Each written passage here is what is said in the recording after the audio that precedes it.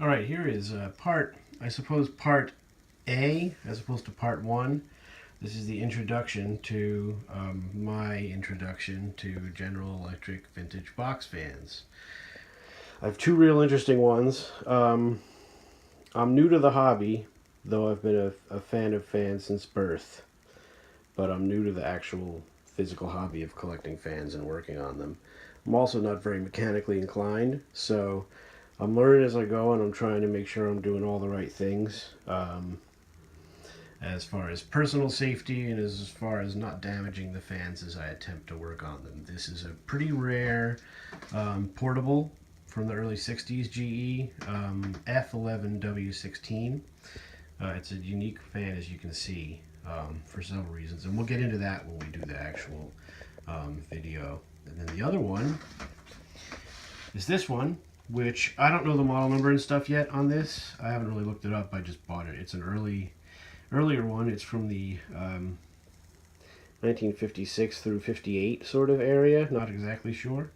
And it's a three-speed reversible GE with the deflector grill on the front. It's quite a cool fan.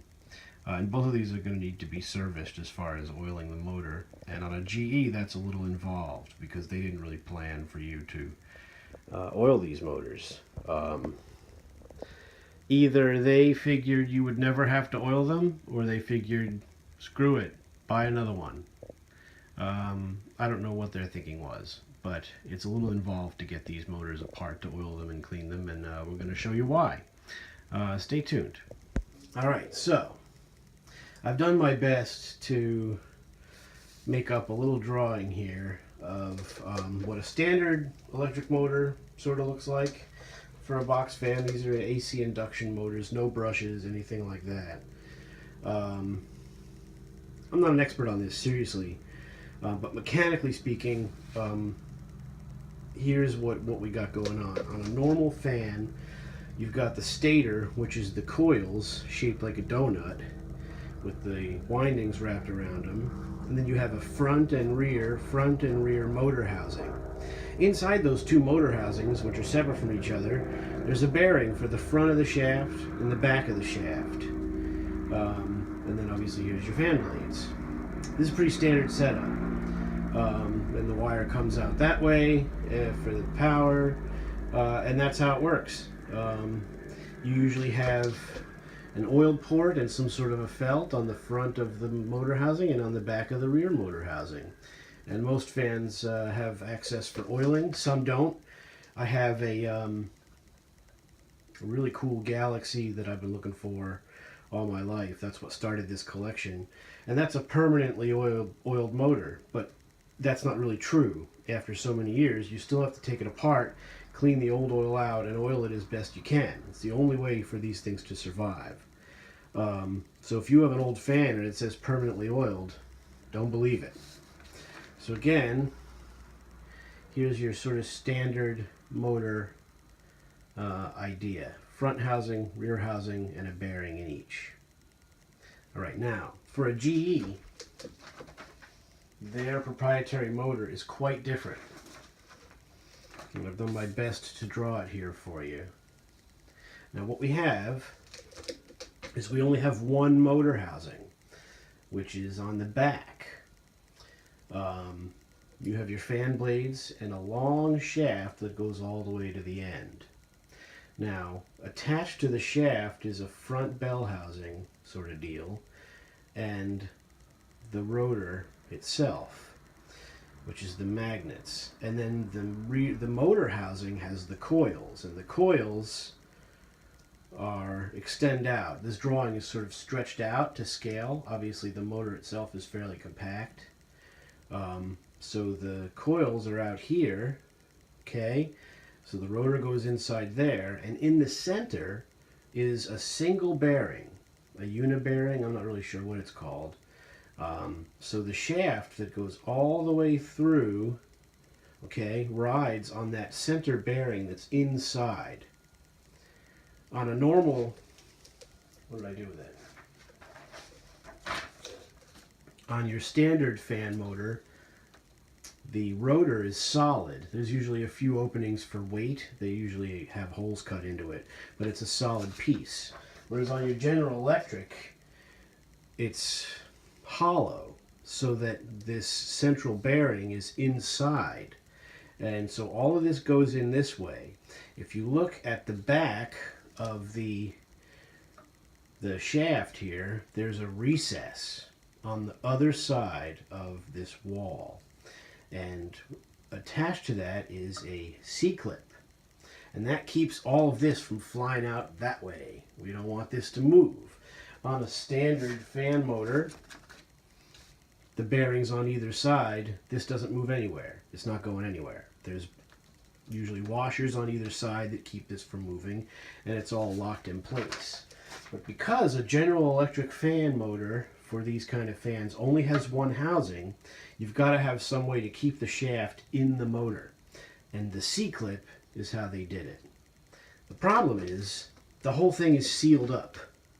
So when you find these motors, there's this guy here, which is a seal around the back. Keeps the oil in, keeps the dirt out, and it's a great idea, except for when you decide finally that, well, it's drying up and it needs to be oiled. So what you have to do, and there's actually are some good videos on YouTube about this, and a lot of the information I found was on a fan forum where they had put a bunch of information up. What you have to do is you have to drill a hole into this and either oil through the hole you drilled, which is a partial remedy, or use that hole to pop that plate off so that you have access to the C-clip. Then you have to remove the C-clip so that you can pull the blades and the rotor and the shaft all the way out of the motor. And then at that time you would be able to clean the bearing surface with alcohol, you'd be able to clean the shaft, and then re-oil everything, put it back together, pop the C-clip on, and some people are even reattaching this outer seal.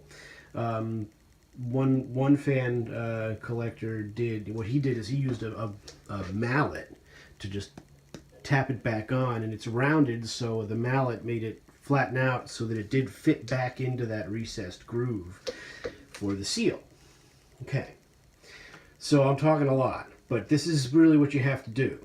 And people say, well, it's bad design, bad design, bad design. Well, I get it. However, if you really look at this fan motor, it's an awesome design. It's amazing. I mean, it's got a huge bearing in the center, okay? There's a groove cut into the shaft. I tried to draw it, and when I take my box fans apart, we're going to examine that. And one of the people on the forum said, when you do clean this, make sure you clean out that groove. The point of that groove is to help the oil move around. I don't know how much that works.